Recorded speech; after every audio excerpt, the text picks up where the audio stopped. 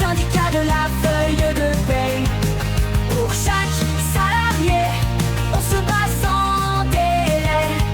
Un politique est fier pour l'équité, force ouvrière. Ensemble, vers l'égalité. Bonjour et bienvenue à notre podcast Tour d'horizon décembre 2024, proposé par Force ouvrière. Pour la maladie non professionnelle, MNP, les périodes d'arrêt sont assimilables à du temps de travail effectif pour le calcul des droits à congé et donnent droit à 1,66 jours ouvrés de congé par mois, soit 20 jours par an. La loi prévoit une rétroactivité de ces dispositions du 1er décembre 2009 au 31 mars 2024. Pour l'accident du travail ou la maladie professionnelle de plus d'un an, les périodes d'arrêt sont assimilables à du temps de travail effectif pour le calcul des droits à congé et donnent droit à 2,08 jours ouvrés de congé par mois, sans limite d'acquisition. Le devoir d'information. L'employeur a l'obligation dans tous les cas d'informer à la reprise du travail de son salarié, dans un délai maximal d'1 mois, sur le nombre de jours de congés payés dont il dispose et la date jusqu'à laquelle ces congés peuvent être pris. Le délai de report. Lorsqu'un salarié est dans l'impossibilité, pour cause de maladie ou d'accident, de prendre tout ou partie de ses congés, il peut désormais bénéficier d'une période de report de 15 mois. Prescription et forclusion. Un salarié toujours en poste a un délai de 2 ans pour faire valoir ses droits. Forclusion. Un salarié ayant quitté l'entreprise a un délai de 3 ans à compter de la date de la rupture de contrat de travail pour faire valoir ses droits. Prescription. Dans ce cas, cela prend la forme d'une indemnité compensatrice sur la base de la rémunération associée à cette période. Malgré l'augmentation des cotisations 2024, notre régime demeure déficitaire. Notre assureur ayant demandé 5% d'augmentation des cotisations au 1er janvier pour reconduire 6 mois notre régime, les syndicats se sont réunis à plusieurs reprises avec la direction pour trouver le financement. Le maintien des garanties et un impact minimal sur les salaires ont constitué la feuille de route de FO. La discussion a été facilitée par la décision de l'assureur de ramener sa demande à 2,5% compte tenu du report des déremboursements de l'assurance maladie prévu dans le projet de loi de finances de la Sécurité sociale 2025.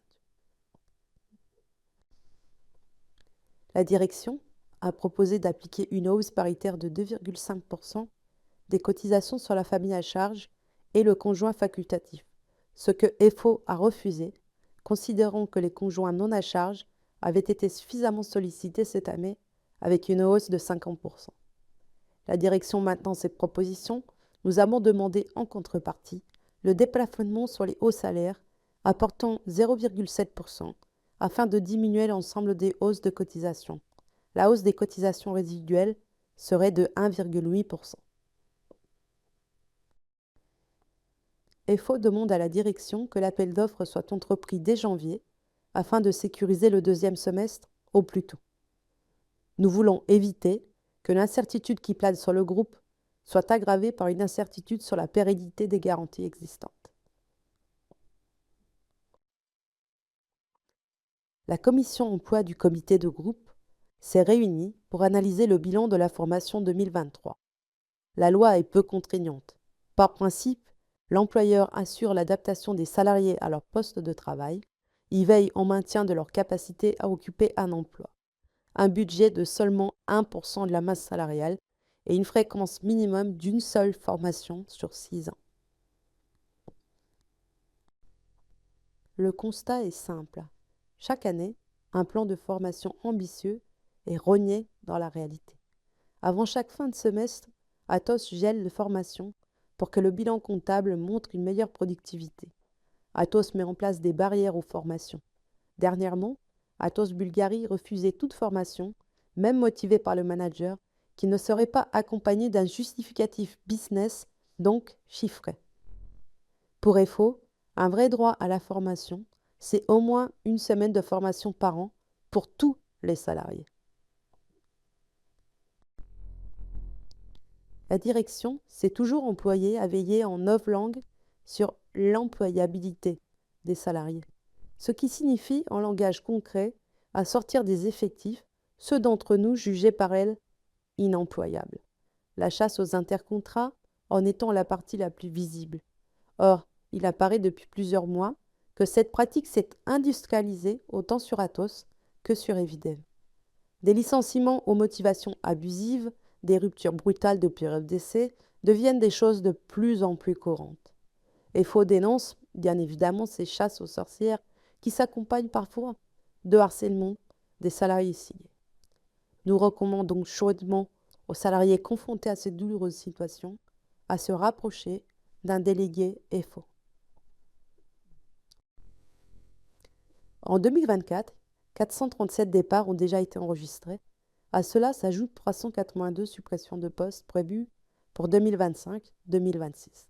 Ces chiffres alarmants soulèvent une question. L'entreprise contourne-t-elle ses obligations légales en évitant un plan de sauvegarde de l'emploi ? 277 démissions, 47 ruptures conventionnelles, 129 départs à la retraite, 4 prises d'actes de rupture, 11 fins de période d'essai et 27 licenciements. Ces départs sont-ils le résultat d'une stratégie ? Un PSE garantit des droits, indemnité renforcée, accompagnement au reclassement, transparence et justice sociale. Si l'entreprise disperse ces départs, elle peut être accusée de mettre en place un plan social déguisé. Ensemble, défendons nos droits. Informez-vous, agissez collectivement avec vos représentants FO.